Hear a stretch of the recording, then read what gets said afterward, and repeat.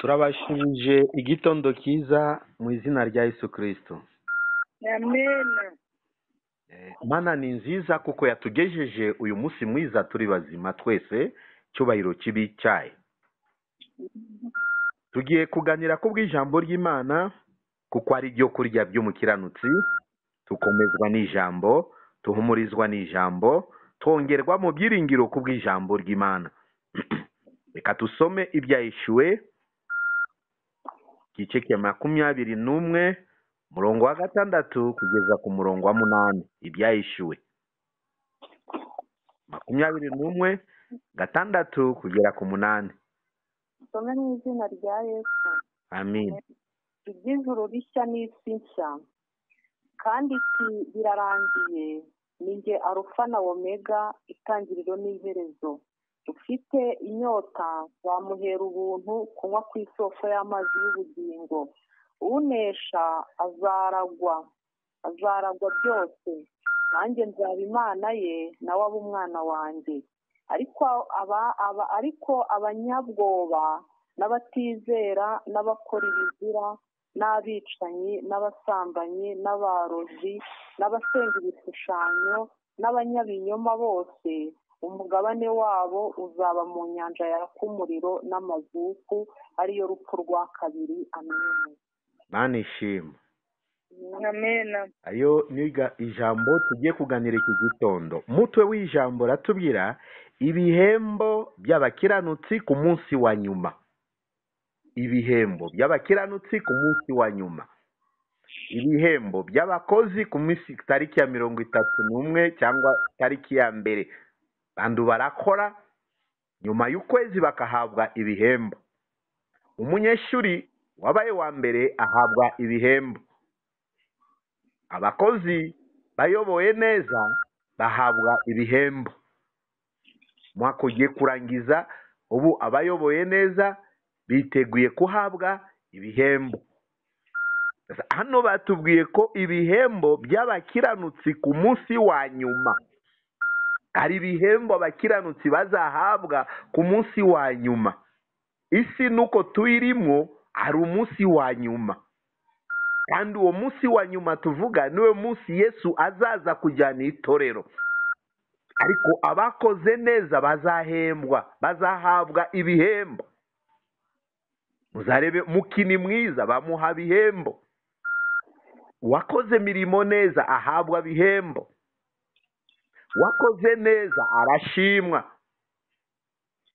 N'ibihembo abakiranutsi bazahabwa ku munsi wa nyuma.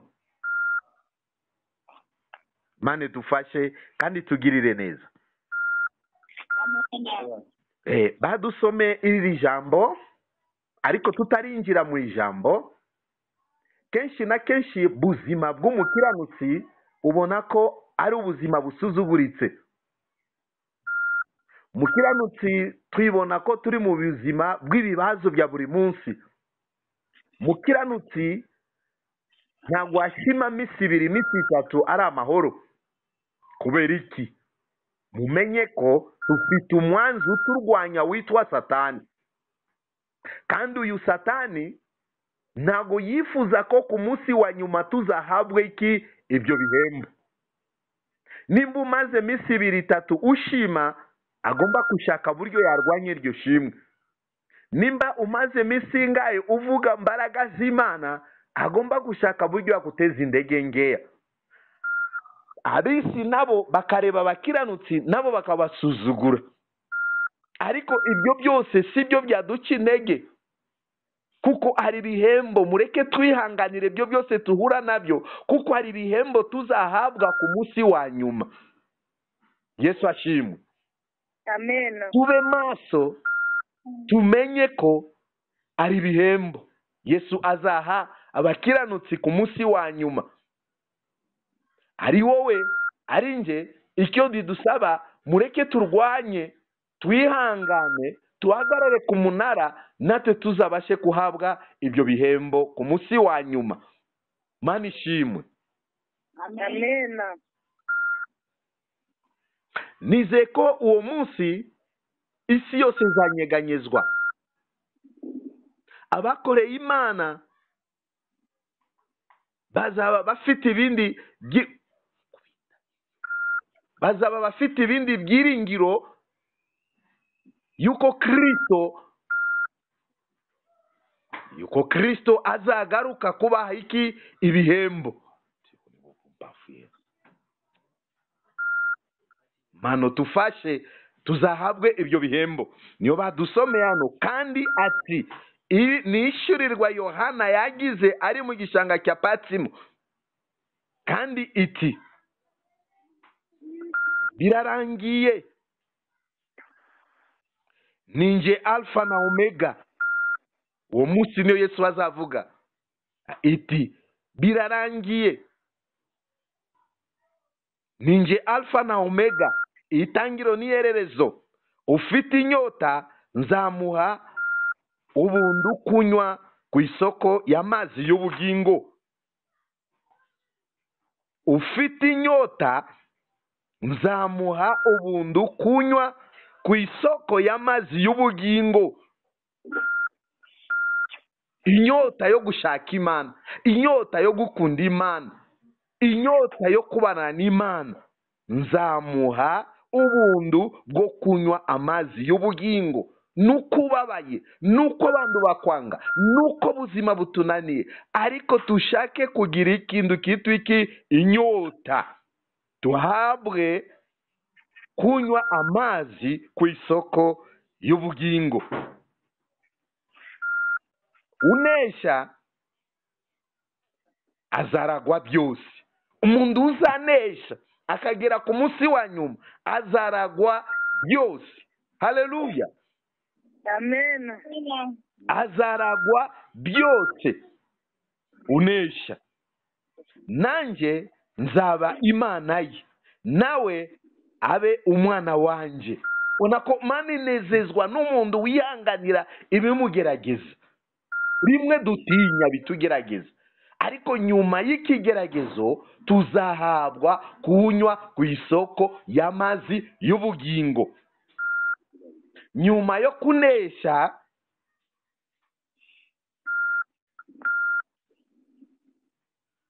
nyuma y'umuntu wese uzabasha kunesha azaragwa byose.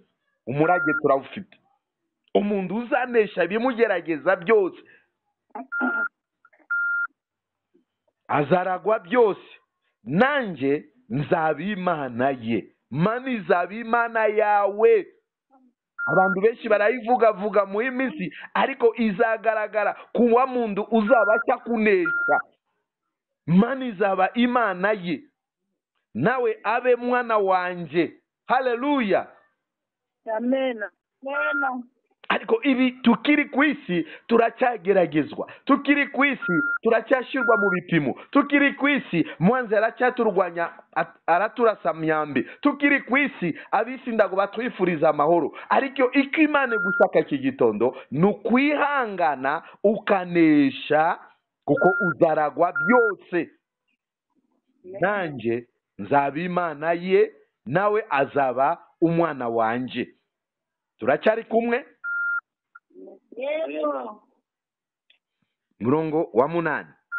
Ariko abanyabwoba n'abatizera, tuvuge kwa aya magambo abiri, tushobora kuba turi mu nzu y'Imana, twitwa abantu b'Imana, tuba ku murimo w'Imana, ariko bakagira ubwoba yo gutinya bibagerageza.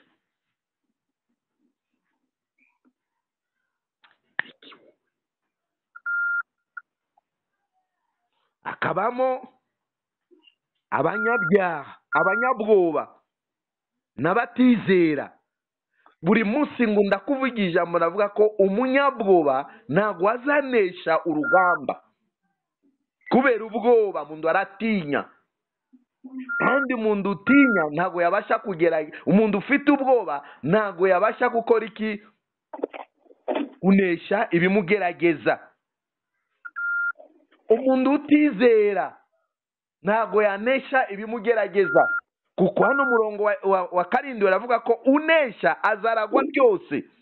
Nanjye nzaba Imana ye, nawe azaba umwana wanjye. Ariko mu gihe ufite ubwoba ntabwo wanesha bikugerageza, uratinya, urahunga. Mu gihe utizera ntabwo wahagarara ku munara w'Imana ngo uko bikwiriye.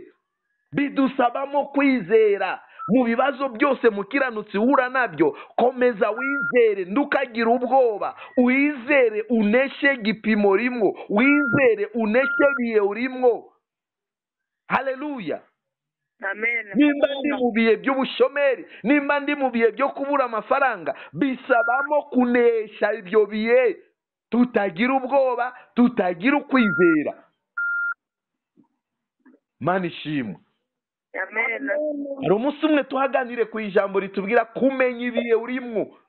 Mwanya umaze kumenya ibihe urimwo, ntabwo wagira ubwoba.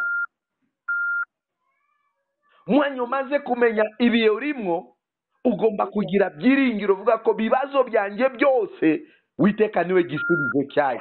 Ejo bundi twasomye mu mibabaro yanjye naratakambiye Uwiteka aransubiza. Mu gihe uhuye n'ibigeragezo ube wizera, utagira ubwoba, umenye ko nta wundi wakubera igisubizo, ni Imana yonyine. Bwana Yesu asifiwe. Amen. Imana niwe gisubizo cy'ibibazo byose tuhura nabyo. Imana niwe mutabazi w'ubuzima bwacu. Unesha azaragwa byose. Nta kindi kiguzi dusabwe.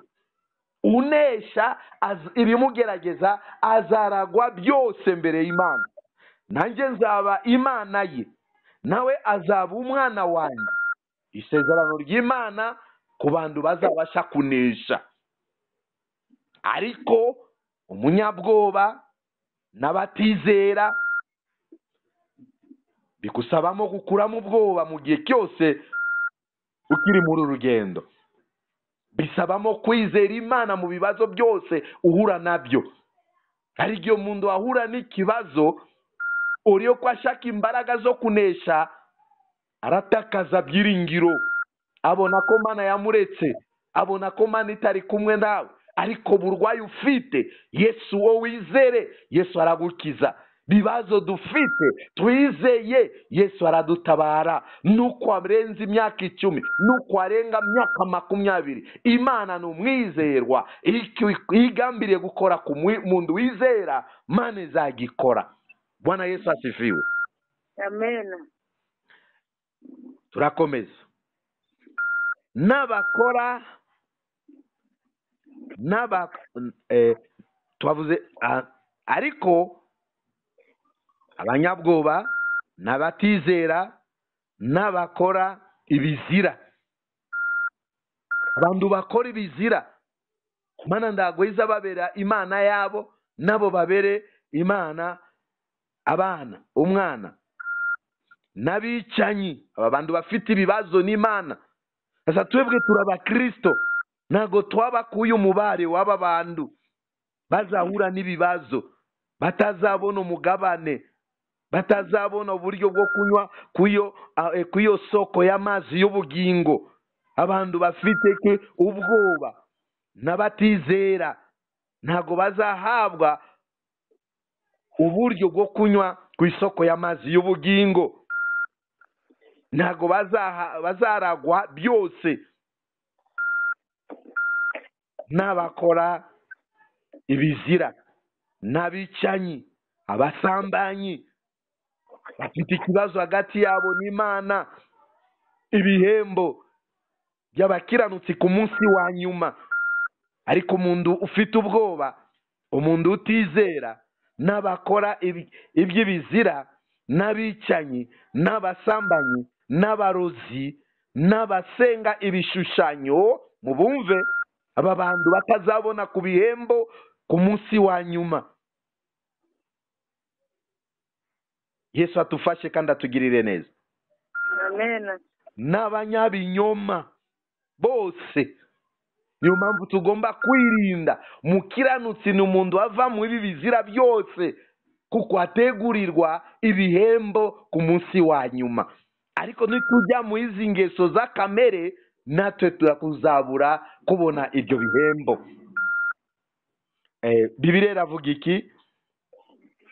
N'abanyabinyoma bose umugabane wabo uzaba mu nyanja yaka umuriro n'amazuku, ariko ariyo urupfu rwa kabiri.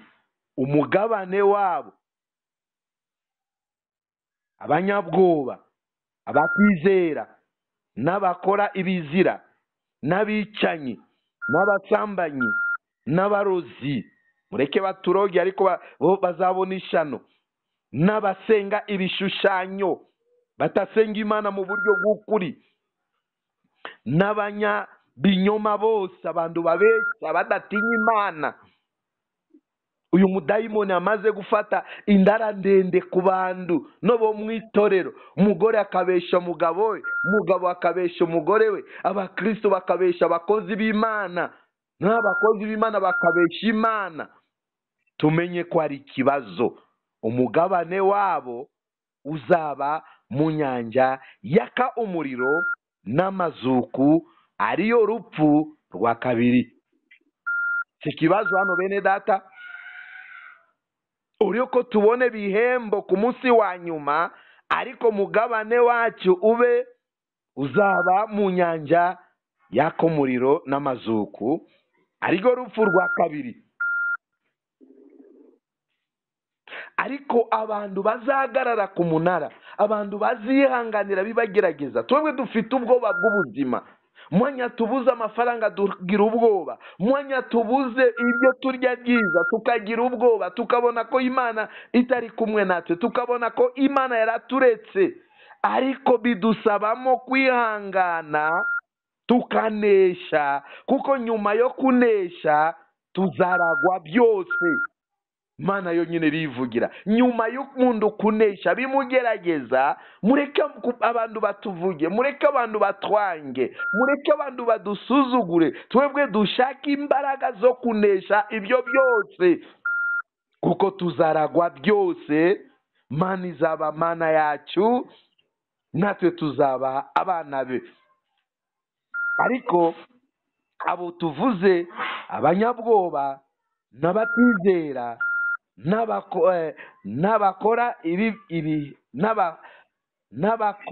n'abakora ibizira, n'abicanyi, n'abasambanyi, n'abarozi, n'abasenga ibishushanyo, n'abanyabinyoma bose, umugabane wabo uzaba mu nyanja yaka umuriro n'amazuku, ari rwo rupfu rwa kabiri.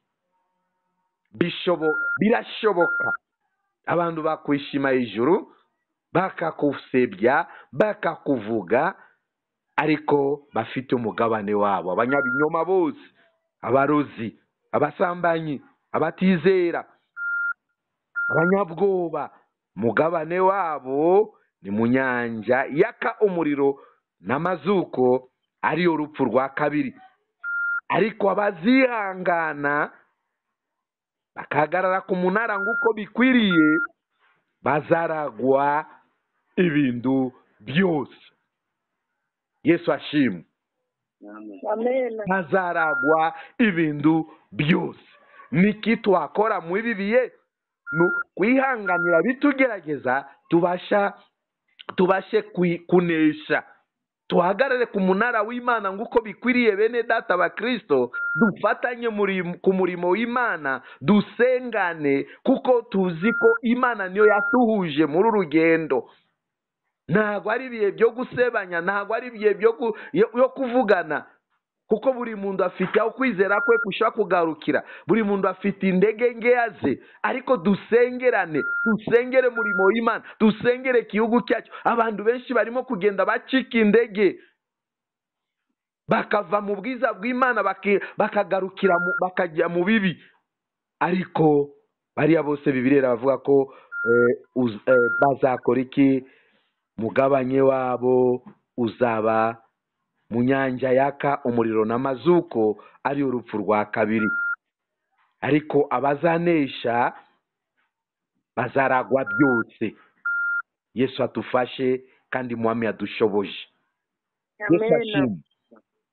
Amen. Mana idushoboje ituha izo mbaraga natwe tuzaza kuragwa byose. Munsi wa nyuma tuzahabwe ibyo bihembo. Haleluya. Amen. Muzarebe umukini mwiza bamuha igikombe cya zahabu.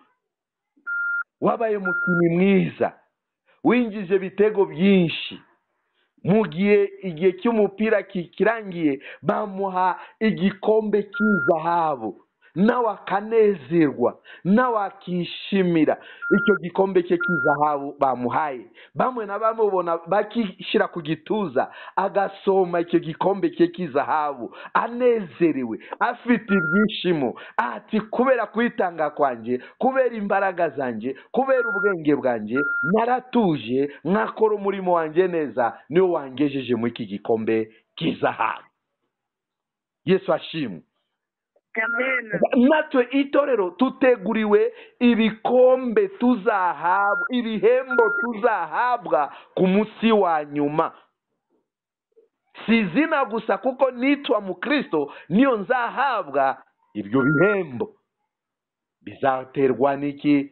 N'imirimo myiza twakoze, no kwihangana twihanganiye, no guhagarara ku munara tutatukisha Imana, hamwe no kumvira Imana, no gukora neza murimo wayo. Uwo munsi Bibiliya iravuga ko Yesu namanuka abapfu bazakora iki? Bazazuka bapfiriye mu mwami, natwe turi bazima tubabone. Hanyuma Yesu azarobanura iki? Intama n'ihene. Intama zishire mu kuboko k'uburyo, ihene zishire mu kuboko k'umumoso. Hanyuma zashizwe mu kuboko k'uburyo nizo zitu intama, izo nizo zizemererwa guhabwa ibyo bikombe, tuzamukane nawe mu bwami bwo mu ijuru.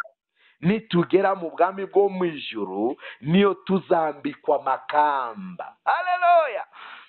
Amen. Niyo tuzambikwa makamba.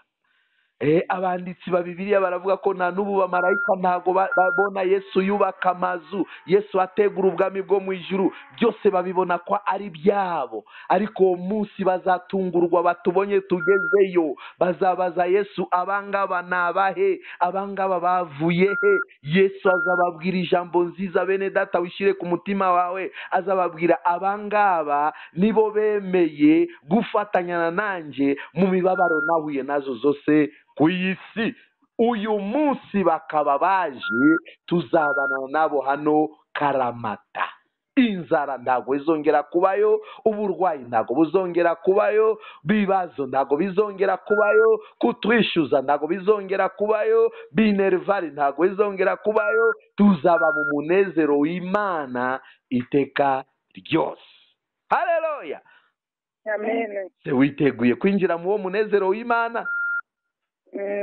Wizamurira icyubahiro. Imana nanjye umva imbaraga zo kunesha igihe cyose ndikiri ku isi. Munsi umwe nanjye nzabone ku ibyo bihembo abakiranutsi bazahabwa.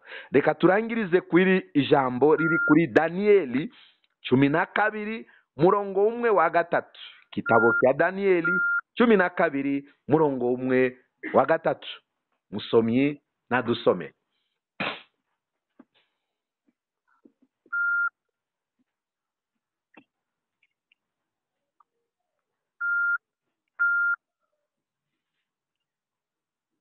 Tune mu izina rya Yesu. Amen. Haravuga ngo kandi abanyabwenge bazarabagirana nk'umucyo wo mu isanzure ry'ijuru, n'abahinduriye benshi ku bukiranutsi bazaka nk'inyenyeri iteka ryose. Naunga urakoze. Yesu ashimwe. Amen. Ijambo riratubwira gusa ku bakiranutsi. Aravuga Daniyeli yerekwa iby'iminsi y'imperuka. Ari mu yerekwa Daniyeli nawe mani mwereka iby'iminsi y'imperuka. Meruka yaravuzwe. Meruka batubanjirije bagiza iyerekwa y'ibi bihe turimwo. Meruka bigaragara ko ari ibihe bizaturemera, bigaragara ko ari ibihe bizatugora, ariko uzihangana azahabwa byose nk'uko nabivuze. Bigaragara ko iyi minsi y'imperuka abantu bazahinduka, bigaragara ko mu minsi y'imperuka abantu benshi bazava mu bushake bw'Imana, babe abanyabwoba, babe abantu batizera Imana, babe abakora ibibi, babe abicani, babe abasambanyi, babe abarozi, babe bahindukire basenge ibishushanyo, babe abanyabinyoma. Kandi abo ngabo twavuze ko mugabane wabo uzaba mu nyanja yaka umuriro w'amazuko, ari rwo rupfu rwa kabiri. Ibihe by'imperuka n'ibihe biruhije, n'ibihe tushirwa ku munzani, n'ibihe tugeragezwa. Mana ishaka abantu bayo bazihangana, Mana ishaka abantu bazanesha bibagerageza, Mana ishake le champion nk'uko abafaransa bavuze, le champion, uzaba champion, uzanesha, uzatsinda, nibo bazinjira mu bwami bwo mu ijuru. Daniyeli agira iyerekwa mu ibi bihe by'iminsi y'imperuka. Aravuga iki? Kandi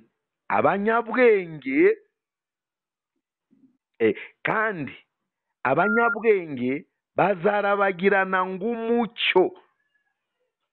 Abanyabwenge n'aba bandi bemeye kwakira ijambo ry'Imana bakarishyira mu bikorwa, atari abanyabwenge bize.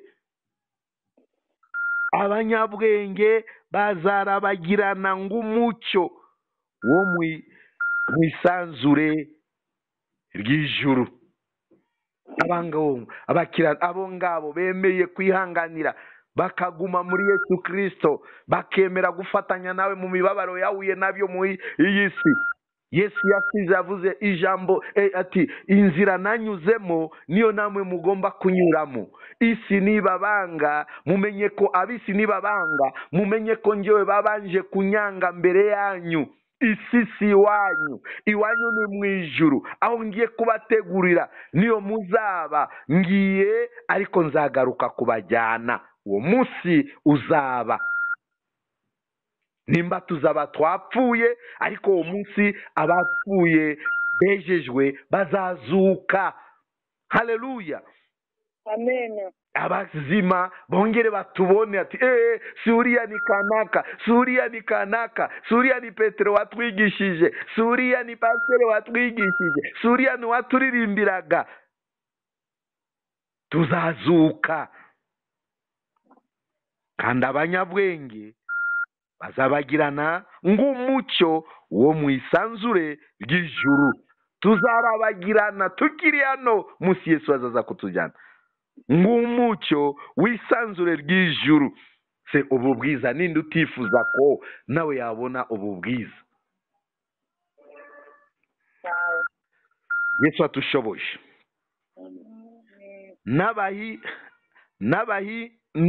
N'abahinduriye benshi, abantu bahinduye abandi mu gakiza, abahinduye benshi ku bukiranutsi. Niyo mpamvu kuvuga ubutumwa bwiza ni byiza, kuhugura abantu ni byiza, kubwira abantu ko bave mu byaha ni byiza. Abahinduye abandi kuba abakiranutsi bazakanga inyenyeri iteka ryose. Mbega umunezero! Hano ku isi abandi batureba bavuga dore iki kara, dore kindu cy'umwanda, dore kundu gisa, dore kundu kimeze, dore kindu. Ariko uwo munsi abahinduriye abandi ku bukiranutsi bazakanga inyenyeri iteka ryose. Turacyari kumwe? Tuzakanga inyenyeri iteka ryose, abahinduye abandi kuba abakiranutsi. Mirimo y'Imana dukora nta gihombo kirimo. Abisi bavuga ko sinakorera itorero, ariko itorero rizahembwa. Ari ibihembo by'abakiranutsi ku munsi wa nyuma. nuko tugaragara nk'abasuzuguritse, nuko tugaragara nk'abakene, nuko tugaragara ntacyo dufite mu ibi bihe, ariko hari ibindi bibiye tuzahabwa bihembo by'abakiranutsi, tuzakanga inyenyeri iteka ryose. Dore njyewe nari gikara nakenga inyenyeri. Mundu mugufi usuzugurwa azakanga inyenyeri, kuko yahinduye abandi kuba abakiranutsi. Yose n'amagambo y'umugisha, nuko tubabaye, nuko isi irimo kuduhindukira, nuko tubona ko ntago turi ku rwego rw'abandi batunze bafite amamodoka akomeye. Ibyo si byo byanditswe ko bizajyana abantu mu ijuru. Ushobora kuba ubifite ariko udakiranuka, ibi bihembo ku munsi wa nyuma uzakora iki? Uzabibura. Niyo mpamvu tube maso, nuko twahabwa nabwo butunzi bw'isi, tube tumenya ko ari umunsi umwe abakiranutsi bazahambwa ibihembo kubw'imirimo myiza bakoze, kubwo kwihangana bihanganiye muri Yesu Kristo. Mana iravuga, nzaba Imana ye, nanjye nzaba Imana ye, nawe abe umwana wanjye. Abanesha, abazanesha. Uwo munsi azaba munezero, bene data. Uwo munsi azaba ibyishimo. Yesu atushigikire kandi atugirire neza. Tuzabagirana ng'umucyo wo mu isanzure ry'ijuru. Abahinduye benshi ku bakiranutsi bazakanga inyenyeri iteka ryose. Mbega umunezero, mbega ibyishimo tuzahura nawe uwo munsi. Se witeguye gute uwo munsi? Urifuza nawe kubona uwo munsi? Urifuza nawe kwakanga inyenyeri? Tugiye gusenga Imana. Isi iraducumuza, Satani araducumuza, iyi mibiri iraducumuza, tukibona nk'abantu tutafite amahoro, tukibona nk'abantu Imana yaraturetse. Ariko ntago yaturetse, turimo turapimwa kuko turi ku munzani. Bitusabamo kwihangana kuko tuzaragwa byose. Ibi byose ni byacu, abandi madini bavuga gutyo, ariko uzihangana ni uzaragwa byose. Iyi minsi turacumuzwa kubw'ubukene, turacumuzwa kubw'imirire mibi, turacumuzwa kubw'ubuzima bw'iyi si. Ariko wihangane, kuko nitumara kwihangana tuzaragwa byose. Imana izatubera data, natwe tuyiberere abana. Tugiye gusenga Imana. Niki kikujyanye kure? Niki kiguteza ubwoba? Nuko tutafite akazi, ariko tufite ubwoba. Ariko Imana iratuzi, nuko tufite ubwoba. Nuko ari ibibazo, Imana imenya abakiranutsi. Ntabwo izakoza abakiranutsi isoni. Nta kazi ufite ariko ntabwo urarara inzara. Nta kazi ufite ariko Imana umuntu wo kubona akwifuza kundi umeze. Ibyo byose ni imirimo y'amaboko y'Imana. Nuko tubabazwa n'umubiri, ariko ari umunsi nitwihangana tuzakanga iki? Ng'inyenyeri. Haleluya. Amen. Tuzakanga inyenyeri. Hari abantu baburana ati bansuzuguye, hari abantu baburana ati woko banyanze. Mureke nigiye urimwo, wihangane gusa. Numara kwikunesha uzahabwa kunywa ku isoko y'amazi y'ubugingo. Tugiye gusenga Imana. Ninde watubuza gukorera iyo Mana? Ninde watubuza kwimbaza iyo Mana? Muhaguruke dusenge. Tugiye gusaba Imana imbaraga. Tugiye gusaba Imana kudukuramo ubwoba. Mana twongerere kwizera. Mana twongerere imbaraga yo kwihanganira bitugerageza. Ushobora kuba urwaye, ushobora kuba ufite ikibazo kikuremereye, ariko wizere Imana. Izere Imana kuko ariyo gisubizo. Izere Imana kuko ariyo ushobora byose. izera Imana wikiranukire, izera Imana uhagarare ku murongo wayo neza, izera Imana wiyumvire, ntabwo izagukoje isoni bene data, ntabwo Imana yacu ntabwo izareka abakiranutsi, ntabwo tuzapfa gupfa.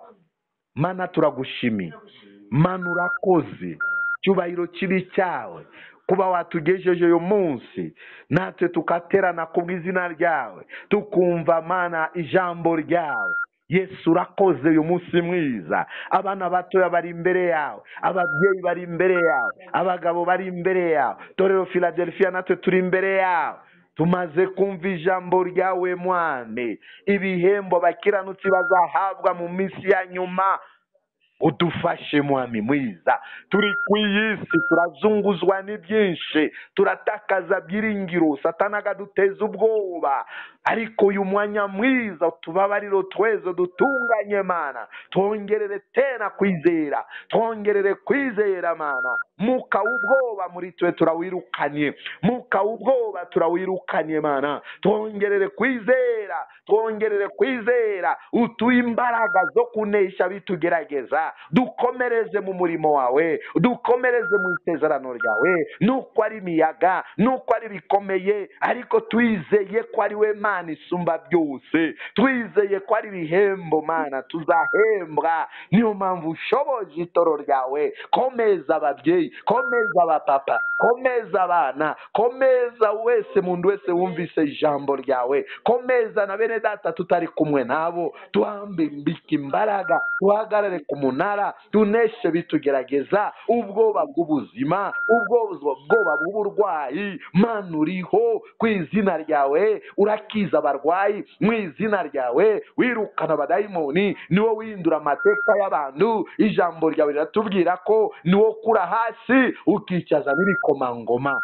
Dusenge y'umurimo dushobojemwo, dukomezemwo. Satani turasa myambi, abazimu baturasa myambi, abarozi batatwifuriza ko twagera ku uwo munsi uko uhabwa umugisha, nawe turabasenya, turabatatanije Mwami. Kubera amaso murimo wawe, natwe tuberera amaso, dushigikire Mwami. Utuwe tena kukumvira no kukubaha, utuwe guca bugufiya. Wezi itorero yatunganye, komeza mitima yacu, abaje mu materaniro barwaye, abarwaje, yaba bana yaba bandu bakuru, twirukanye muka w'uburwayi, bitero bya Satani biteza abantu uburwayi, bitero by'abarozi biteza abantu uburwayi. Ibyo byose bishaka kuduca intege, tubashe kuba abanyabwoba, tutizera, oya turabyirukanye, turabyanze. Bibazo by'ubuzima, bibazo by'ubushomeri, niwo wotegeka, niwo uha muntu icyerekezo cy'ubuzima. Mana mu gihe tutaragerayo, uri Mana uyigaragaze, kuko uri Mana udufashe, dushoboje, dushigikire, twirukanye bibi byose, imajwi ya Satani ku matwi yacu, iterabwoba rya Satani turaryirukanye. Shigikira itoro ryawe kandi utwambike imbaraga uyu munsi mwiza ushoboje. Buri muntu wese wumva ijambo umukomeze, akomeze yatekereza ko ari umunsi tuzahabwa ibihembo, ari umunsi tuzakanga inyenyeri, uzatuha kunywa ku isoko y'amazi y'ubugingo. Yo nuko ari imiyaga, nuko ari bikomeye, uriho Mana. Dushigikire Philadelphia, wabanye natwe, na n'ubu ukomeze ugaragare, urengera abantu bawe, bibarwanya, bibahiga, bitabifuriza amahoro. Turabyirukanye, turabyirukanye. Abantu bashoboje bige, baminuze mu mbaraga zawe Mwami. Bibazo by'ubukene turabyirukanye, bushomeri turabyirukanye, burwayi mu mazu yacu turabyirukanye. Mana tuberera amaso, uturinde, utuyobore mu aya mezi. Urakoze kubw'ijambo ryawe ridufashe kandi ridushoboje, kandi utuwe kuhagara ku munara ngo ko bikwiriye. Tugusabye twizeye mu izina rya Yesu, amen. Amen.